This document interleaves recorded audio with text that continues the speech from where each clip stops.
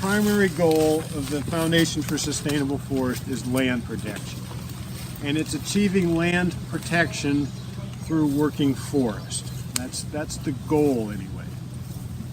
And this comes, what this is about. I mean, we can mention some forestry within this session, but I really want to emphasize the way land use is being approached and how it's changing. So if you look at it's the 1876 Atlas. These were a lot of small farms. Now we can assume this is Erie County. We're still probably mostly dairy farms. If you go into Crawford or Warren, definitely they would have been mostly dairy farms. Here, there would have been, crops. We've had the grape region here for a long time. There's no grapes grown here, I'm sure. You'll see that this is a 106-acre property circled here. The boundary lines are the same today as they were in 1876. The change has been in 1939, where we have the aerial photographs. This property was probably over half of it was open field and pasture.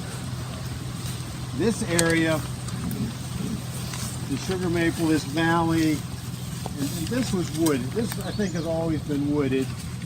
Just a little bit to the north, it was pastured. Where we had our forestry walk in the morning, it was field. It was cultivated field. There's an old road that if you saw it in the woods, you'd say it was a logging road. It's actually a farm road. It's just over this little knoll here. It goes over, and that's where they entered that field back there. I don't think it was a dairy farm, because we'll go past where the foundations of the old buildings were. What I'm assuming was the barn from that building was still there in the 1939 photograph. It was very small. It was just too small to have had cattle. It might have had a couple horses in there.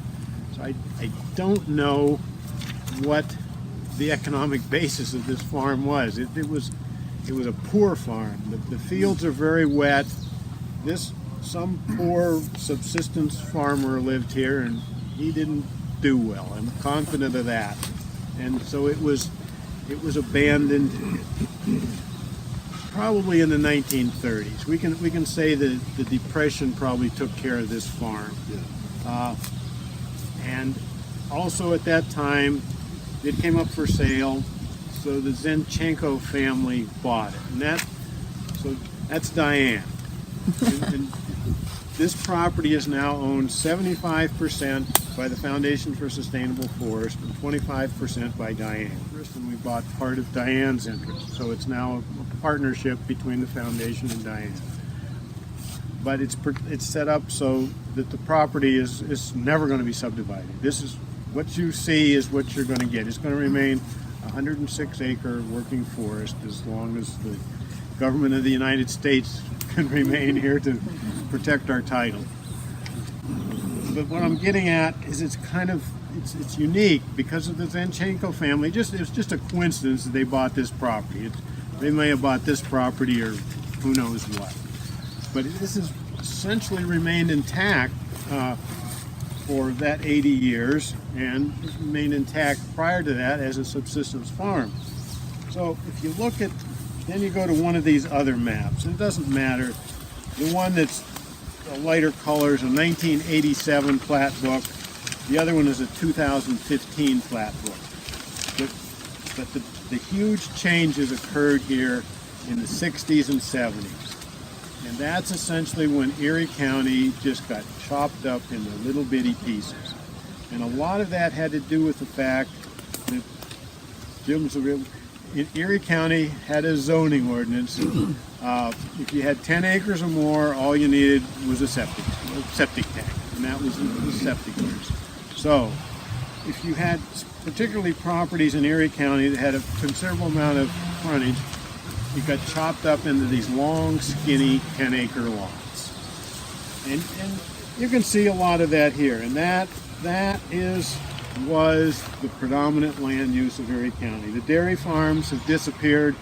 I doubt if there's a dairy farm left on this map. Maybe I'm wrong, but if there's any left, it's one or two at the most. So we still have, the farms along Lake Erie, the grapes and the fruit, but the dairy farms are gone. They're not coming back. And we've got this pattern, and we've gone from this pattern to this pattern. And here is, whether it's controversial, I got a shirt, I guess I'd have to take my other shirt off, but there is a quote on the back of that shirt from Aldo Leopold. It says, "A thing is right when it tends to preserve the integrity, stability, and beauty of the biotic community. It is wrong when it tends otherwise." That is a moral statement. But our legal system in relation to land is based on something called highest and best use. If there is a controversy regarding some property, and then it's in inheritances or whatever, that property is appraised for whatever brings the most money. What brings the most money is it, and that in our legal system that is called highest and best use. Aldo Leopold simply would turn over in his grave at that phrase, and that's what we wanted to get a discussion, or I wanted to get a discussion here of land use and how it relates a system of ethics versus our legal system. So we could have a disputed argument with some people on this subject. It depends on who's interpreting what's highest and best use. Our legal system interprets highest and best use as to whatever brings the most money. That's absolute. That's right, but that's an interpretation. That's a legal interpretation, right? Through the court system, that's the way it That's comes because we don't put any value on what this does for us as a species, as a planet. Precisely. Exactly. So that's the challenge to us, is to change our legal system to recognize the inherent value of the biota and the negative, what do they call externalities of fossil fuel use, for example, that don't show up anywhere in that cost equation, and yet they're costing us all tremendous amounts every day. Yes, and so there's no absolutist right answer to this question, but we can see the direction that we're heading in and all the pitfalls, what I envision the foundation is standing for, and hopefully what it continues to stand for.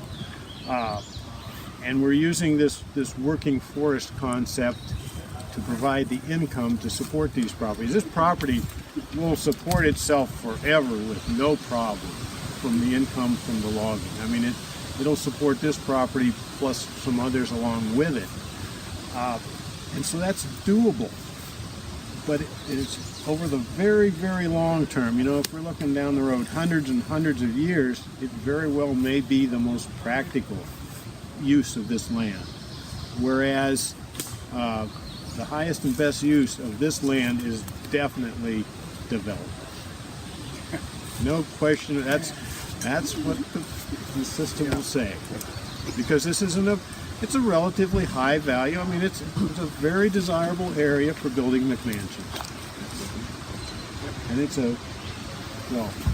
and look at the quality of the tree growing ability of this land.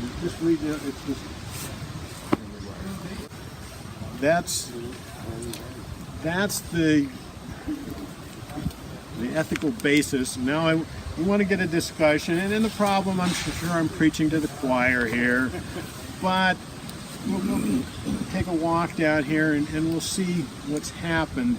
This, where we're standing, was probably pasture. There's a fence all the way around the property. I can't find the internal fences that would separate the wooded areas from the fields, but they were probably there at one time. So this was probably just pasture land. Maybe there's parts in the back of the property that there's a fence clear on the south line, but it may have been fenced off because it's wet, it's wooded. It may have simply been the source for firewood. There's quite a few locusts planted. I'm sure they were planted right there. There's two right there. There's several areas where one of those old subsistence farmers planted locusts for fence posts. At least right now the foundation has 913 acres. By the end of this year, we'll have probably doubled that. We're getting 2 large acquisitions. I think we'll be approaching 2,000 acres by the end of this year. And we have the bequest that we're going to get more. So we're going to make that goal. And so when I said this is self-supporting, yes, this will pay the tax. This will already pay any taxes. We see that frontier spirit as independence. You know, we can overcome all our problems, and we can also treat land as a commodity. So that's our heritage. It's good and bad. What happened here? Diane inherited the property in the early 1990s. She had an art gallery on 26th Street at that time, and there was a fellow named Pete Fair, a Mennonite, whom she bought framing from for her pictures. And so Pete Fair introduced myself to Diane, and that's when we did the first logging operation here. And that's when we built this road in order to get to the back so we could log it with horses. Then I think we're going to say 2008, as close as we can guess, Diane decided to sell a part of the property to the foundation. And then about in 2012, the foundation decided that by Diane's sister also had an interest in it, and we decided to buy Diane's sister out. So now the property is owned 25% by Diane and 75% by the foundation, so that she'll maintain her family's connection with the property, and the foundation is responsible for protecting it.